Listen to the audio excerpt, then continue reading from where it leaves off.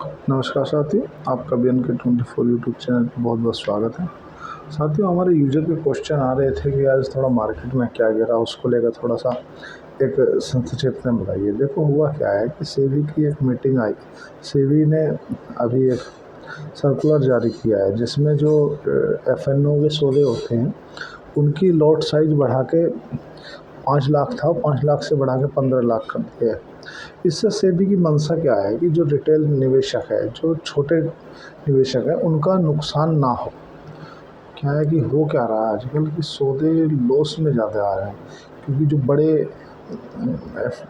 लोग हैं जो कई कई लाख 50-50 लाख रुपए लेकर जो ट्रेडिंग करते हैं, वो क्या है कि वो एल्गो ट्रेडिंग करते हैं। जब तक जो वुमेन माइंड है वो सोचता है, तब तक वो सौदा काट दिए होते हैं। अभी सेबी की एक रिपोर्ट आई थी, उसमें ये पता चला था कि लगभग शेयर मार्केट में काम करने वाले 100 में से 93 व्यक्ति जो FNO और इंट्राडे करते हैं वो लॉस में रहते हैं। तो कहीं ना कहीं सेबी ने इस चीज़ को सोचा और वो इस चीज़ को लेके आई कि क्यों ना ऐसा कुछ किया जाए जिससे रिटेल जो व्यक्ति है उसके जो पार्टिसिपेट है वो कम हो।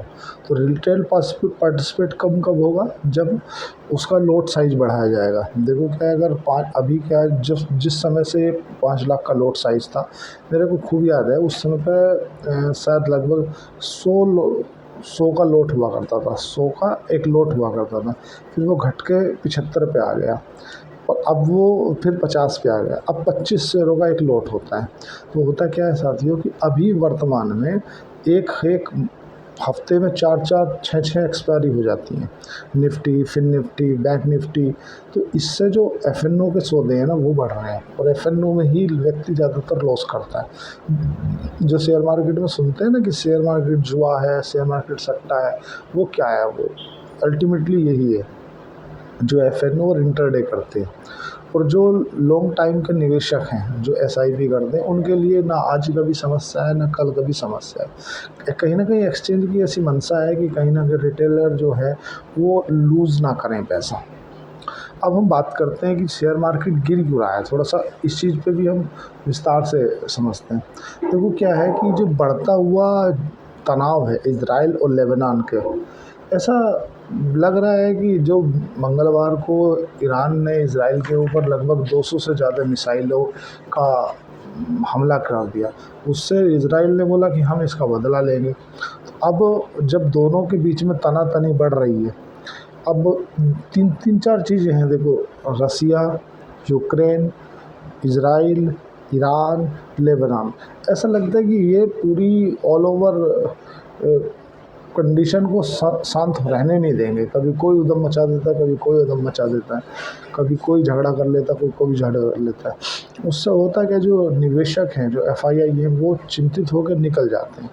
अब हम देखते हैं, देखो अगर क्रूड ऑयल जो कच्चा तेल है, अगर सीरिया की तरफ से सीरिया ईरान की तरफ से अगर जो जहाँ तेल भंडार है वहाँ पे हमला कर दिया जाता है, और तेल जो अधिकतर भारत या अन्य एशियाई देशों का जो तेल आता है ना, वो उसी रास्ते से होके आता है जहाँ पे ईरान का वर्चस्व है।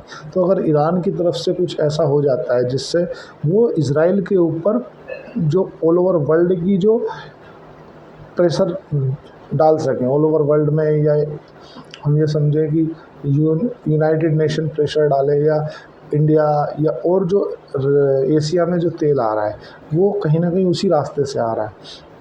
तो इसकी ऐसी मंशा है कि क्यों ना इस पर प्रेशर डाला जाए।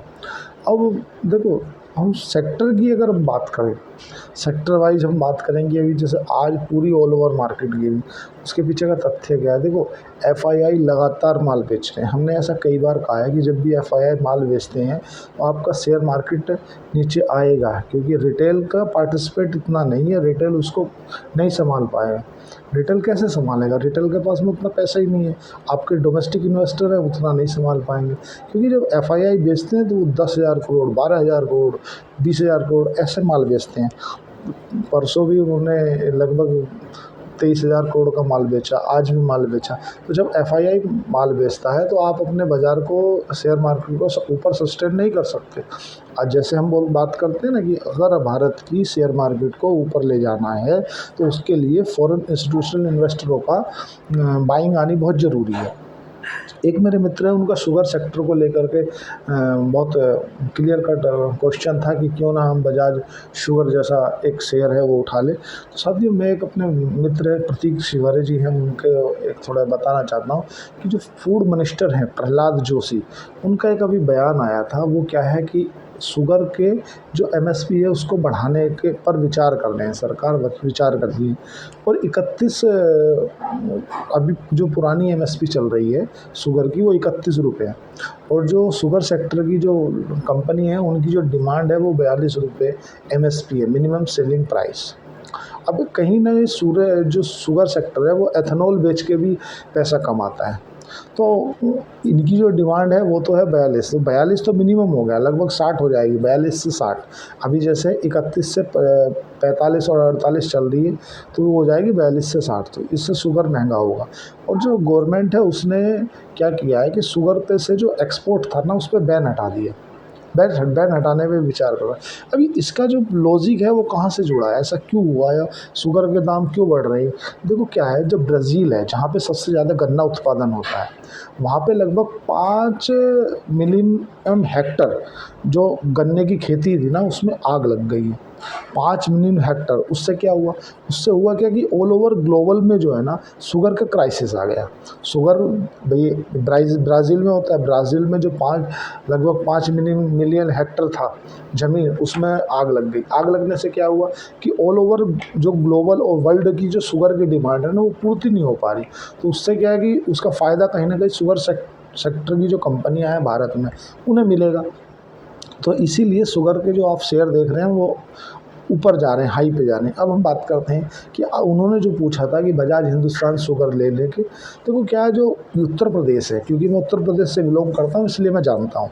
उत्तर प्रदेश में बजाज हिंदुस्तान शुगर का जो प्लांट है मेरठ में है, इसलिए मैं उसको डीपली बता सकता हूँ। देखो इनके क्या होता है कि इनके ज़्यादा मार्जिन नहीं होते, 1-2% का मार्जिन होता है। और ये ऑल 100% गवर्नमेंट के ऊपर डिपेंडेड होती हैं। गवर्नमेंट का एक डिसीजन पूरी शुगर इंडस्ट्री को हिला सकता है।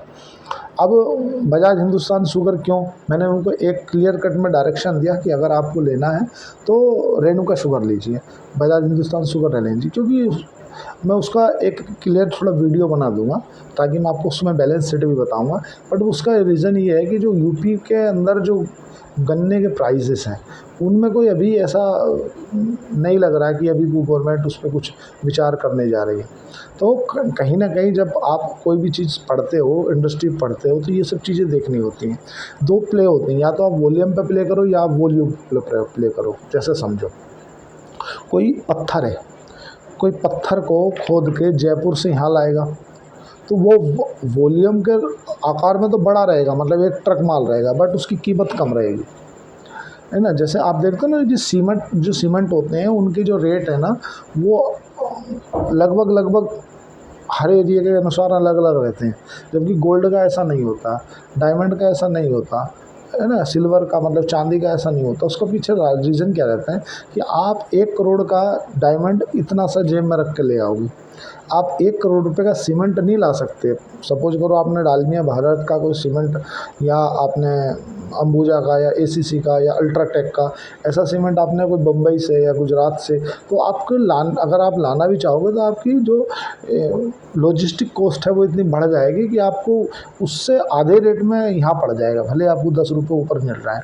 तो ये वॉल्यूम पे प्ले करते हैं, मतलब मैं आपको इसकी बैलेंस शीट दिखाऊंगा, मार्जिन बहुत ज़्यादा नहीं है इसमें। तो जो रेणुका शुगर में लगभग 3 साल में मार्जिन भी बढ़ा है और दूसरा प्रॉफिट भी बढ़ा है और उसकी सेल्स ग्रोथ भी है, जबकि बजाज हिंदुस्तान शुगर की इतनी कोई खास है नहीं। तो साथियों आज के लिए इतना ही। चैनल को लाइक करें, सब्सक्राइब करें और कमेंट करें। धन्यवाद।